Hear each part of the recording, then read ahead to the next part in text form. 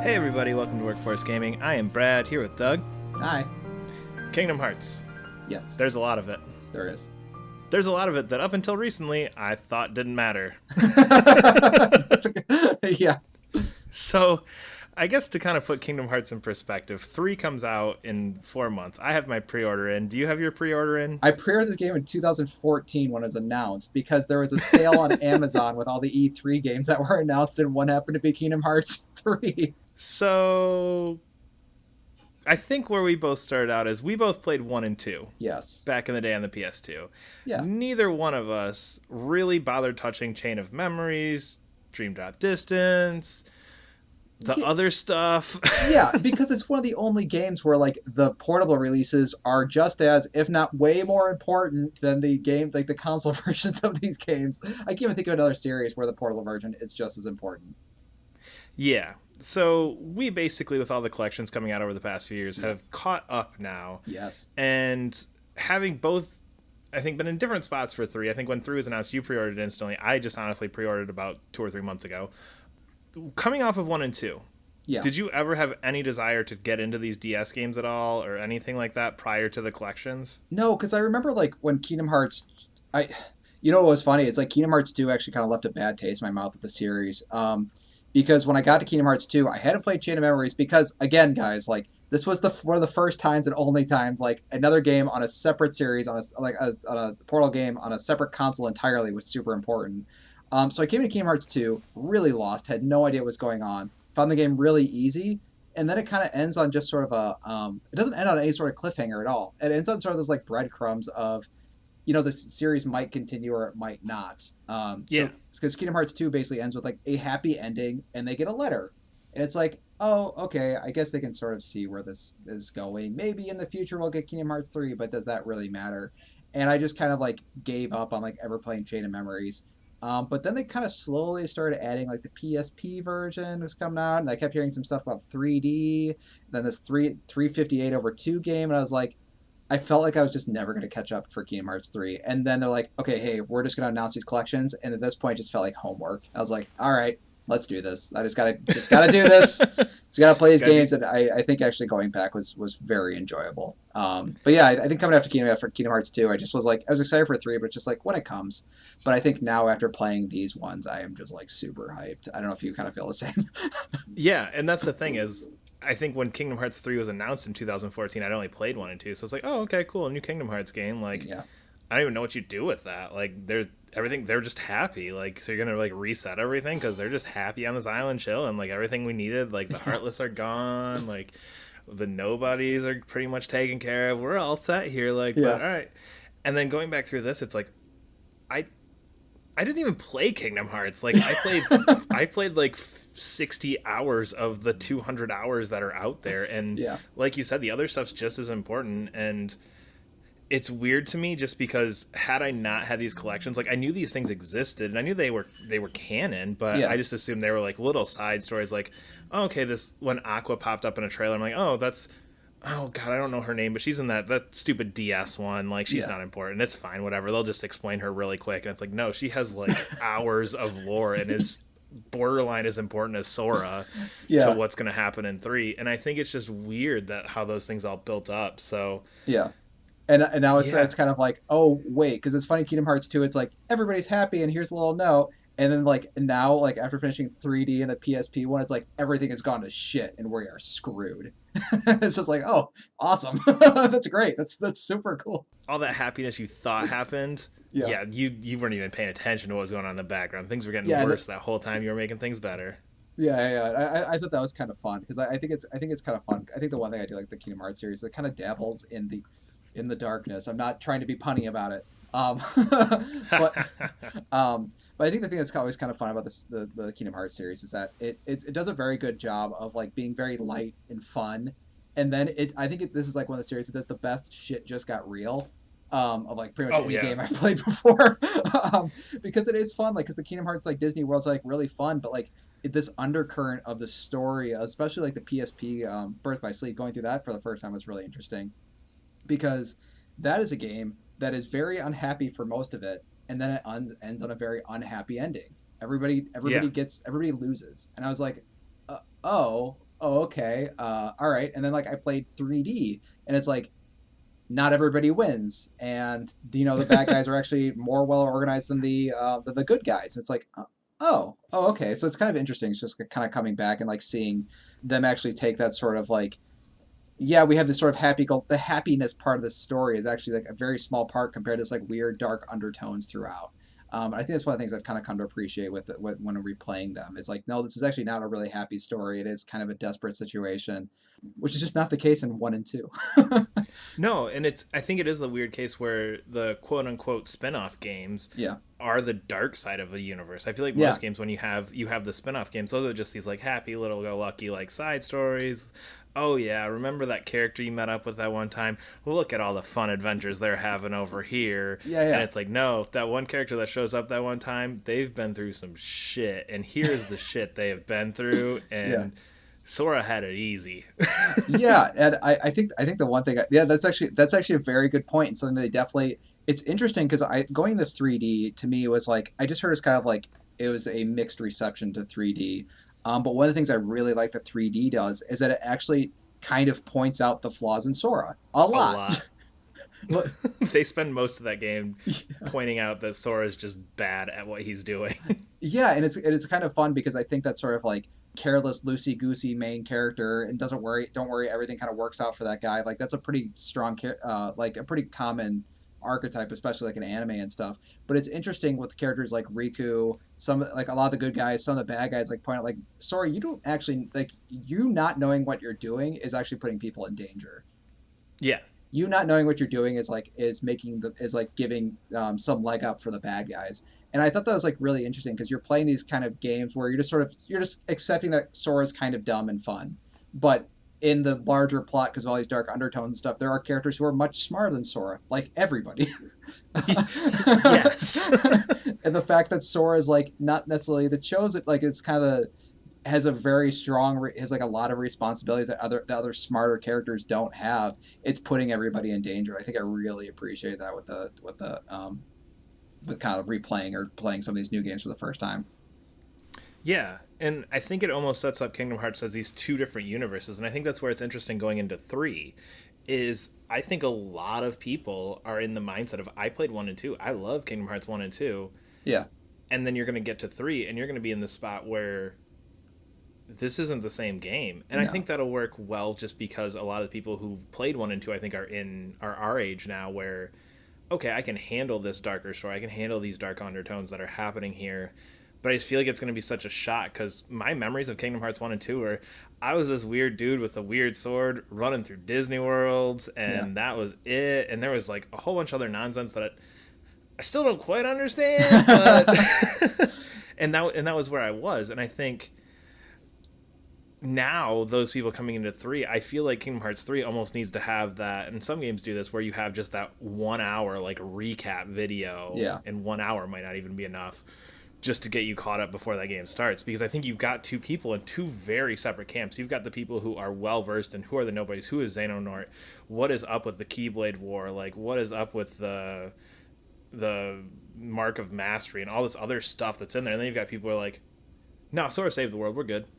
yeah, and I think the interesting thing is like that catch up video can't just be plot; it needs to be tone too.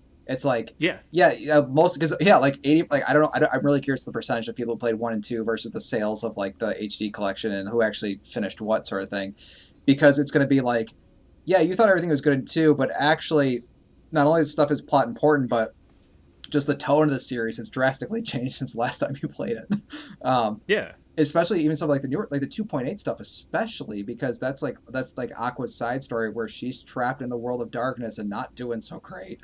um Yeah. And even and that ends with her not in a great place. oh yeah, yeah, yeah, it's like a little bit of hope, but it's like, oh no, you're still like stuck there. Yeah. And I thought that was interesting. And then and then the other 2.8, which I actually did enjoy, sort of the side story of some of the stuff from. We're not going to talk about this telephone game at all, but that also had some important stuff. But it's like, but it's interesting. It's all these people like who are good friends and good Keyblade masters all betraying each other. Yeah. And it's just, I think it's just interesting, like how it's like kind of set up all this stuff for a very dark, complex Kingdom Hearts 3 game that I'm really curious how Disney's influence is coming into Kingdom Hearts 3 because it's like, hey man, we can't do a lot of this stuff, so you guys gotta figure out what the hell you're doing with this. Yeah, and again, and I think that's where you see like Frozen trailers, Tangled trailers, and you're like, I get it, that's selling this game, but I feel like you're gonna leave a lot of people are coming into this unaware of what they're getting into. Oh yeah, And I think especially if you've never touched Kingdom Hearts before, and you're just like, but look, it's got Elsa. Come on, like yeah, it's got Elsa in it, and yeah, and the pirate kind of looks like Johnny Depp almost. yeah. It's much better. It's pretty good. It's pretty good. I think it's not bad. No, but it's just I'm very interested to see because 3D. I think it was 3D. I don't remember if it's 3D or point two, but one of them ends with Sora going, "All right, like I need to go train. I'm gonna go find Hercules, so I'm ready for what's coming." Oh yeah, yeah. And That's two. That's point two. is that point two? Yeah, Yeah, and having not have that moment, I mean, to me, that is the intro for Kingdom Hearts 3. And yeah, I'm thinking that the Hercules world that they showed off so much is purely because that's the opening world. yeah, yeah, And that point two ending leads you directly into that. I mean, that is moments before that is we're on the gummy ship heading to this world. yeah. And that's where 3 needs to start. Yeah, and it's after a huge moment after Sora failed. Like he's did it Yeah. bad, and it's like Like real that's where bad. Like Sora is. Riku, great work, Riku. Rubber stamp for you, man. Like Sora, you need to go find Hercules because you are screwed, sir. Yeah. It's like, oh, it's yeah, because like, oh yeah, by the way, Riku's now the main character, but yeah, we'll talk about it later in Kingdom Hearts 3. It's like, what? Okay, the game Yeah, totally swapped main characters, like for sure. and that's the thing. And if you played 1 and 2, that never happened. Yeah, yeah, Like 90% of Riku in 1 or 2 is I'm trying to find Riku. yeah. Oh, that's a Where'd good point, Riku actually. go? Because it's Chain of Memories. You play as Riku for a while. 3D you play as Riku for a while. So a lot of Riku stuff doesn't even, I feel like, really get shown at all in 1 and 2. So you've got this not minor character, but you've got a character that Yeah, he's kind of one of the things that I'm chasing after the whole game, who now is borderline as important as Sora, maybe more important as Sora. And then you've got the other Keyblade masters, Aqua and Ven and Terra, and and even Axel. Kyrie and Axel, Yeah. Axel and Kyrie, and you're like, what? that's that's honestly finishing 2.8 more left me with this feeling of I don't even know how you can make Kingdom Hearts 3 Oh yeah, to please everyone. you're Because not. you're going to have the 1 and 2 people out and you're going to have the 3D people going like, well, why aren't you getting super into the weeds and all this stuff? Yeah. Yeah, I mean, I guess actually that's actually a good point. The thing I want to talk about this though is like having replayed the game and now caught up on everything. Like, do you feel better? Do you feel like more involved in the series now? Like, do you actually feel like going to Kingdom Hearts 3, like you're now more excited than you were? Like, is Oh, this hell now yes. like I actually do need to see the end of this? Hell yes. Okay. And it's but that's weird because Kingdom Hearts 3 to me was just this game where it's like, okay, you know what? I'll buy it. I'll Mhm. play it. Yep. It's not, the next Halo or the next Final Fantasy. It's just Kingdom Hearts 3. It's whatever. It's fine. Yeah. But having played those just because you do now have such a bigger attachment to Sora, to Riku, to Mickey even, to Kairi, to Aqua. Like Aqua is now I'm more interested in what happens to Aqua than I am to Sora. Yeah. And you just have all these other characters who either A were minor characters or B didn't exist Hmm. in my mind before now. So I'm much more invested just into the universe as a whole. I'm much more invested just into this bigger overarching story that's been going on for decades Yeah. than I was at the end of Kingdom Hearts 2, where it's just like, okay, everything's wrapped up. That's cool. Yeah, I found out like I realized like when I finished 3D and finished point two and point, I was like I am like weirdly excited now for Kingdom. Like I was very excited when Kingdom Hearts 3 was announced, but like now I'm like very like because it is that investment. Like you, and I think it's kind of funny because I think people like to crap on that Kingdom Hearts story because it's too convoluted, which it is. But it is like 300 hours of storytelling. So now that I'm all caught up and actually have a vague understanding what the hell is going on, it's like actually, guys, yeah, it's confusing, but it's actually kind of interesting. Like these rivalries and like these big battles that they're sort of planning for Kingdom Hearts 3, it's like I am now really invested in. Yeah, no, I am way more excited for Kingdom Hearts 3 now than I ever was before. And I think it's actually worth for people to go back. I think it actually is worth the effort to go through 1.5 and 2.5 and 2.8 because I think they're good games. Yeah, Yeah. there's no game that sticks out. Chain of Memories. There's no game other than Chain of Memories that sticks out of like you're not gonna have fun playing this. Yeah. Yeah. Chain of Memories you should just And watch if you're not having fun for like the first hour. That's exactly what I did. I think I made it like halfway through Sora, and I was like, well, I can't keep up with. I don't get the cards. This isn't fun. I'm gonna move on. Yeah. But yeah, I do think that investment piece is huge, and I do think just I feel like going through the first couple times, and even I replayed 1 and 2 before I even played any of the other extra stuff. Yeah. And I always just in my mindset had like, I'm doing this because it's the fun Disney worlds. It's cool to see Disney characters in different ways. Some of the Final Fantasy elements coming in. It's cool to see all that. And then there's this weird like Kingdom Hearts bullshit, and I don't really get it, but Yeah. it's there, and that's fine. You're trying to make your own series, whatever. Just put that off to the side. And now it's almost completely the opposite, where it's like, True. no, Yeah. that Kingdom Hearts bullshit that was there, that I always was like, whatever, is now like, that's way more interesting. If you're showing me a trailer of the Toy Story trailer Yeah.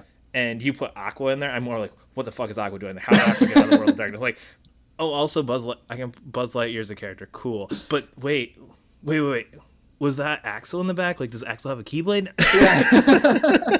That is true. You do get, yeah, I think that is funny. I think it's stuff that you could easily brush off before is actually now the much more interesting part of the series. And I think that's something that people don't really talk about as much. They just make fun of that stuff. But like once you Yeah. actually get into it, it's like actually, guys, some of the stuff is pretty good. A lot of it is really dumb. Some of it's pretty good. And it's, and I think it like definitely, I think the game itself, like it definitely has set up the Kingdom Hearts 3 to be this like end all be all of all of these story threads, and like you could feel like it's okay, we're gonna answer all of this, and yeah, it was fun. It was really fun going back to the series. I think, yeah, I don't know if you can, yeah, if you disagree. No, for sure. And I think if you're gonna play Kingdom Hearts 3, and if you look back and go, Kingdom Hearts 1 and 2 are two of the games, like, to me, Kingdom Hearts 2 is a top 20 game ever. Like, Yeah, I love Kingdom Hearts 2, and I think for you, it's probably top 5, because I know you're way more into it than I am. But yeah, yeah. but I think if you're in that mindset where you're saying Kingdom Hearts is one of the best games I've ever played, it Hmm. is for sure worth it. Now, if you're just kind of a cursory fan going, I liked it for the Disney stuff, whatever, like, it was fine, I think you're just going to be let down a little bit by Birth by Sleep and by 3D, just because they definitely are not as good as 1 and 2. Yeah. But it all depends on how invested you want to get. And I think if you really want to understand 3, you have to. It's no Hmm. question. Like, you for sure need to do 3D, and you for sure need to do point 2, because those are essentially like, here's what's going on in the immediate beginning of 3. And you're definitely gonna enjoy yourself. For sure. Yeah. But yeah.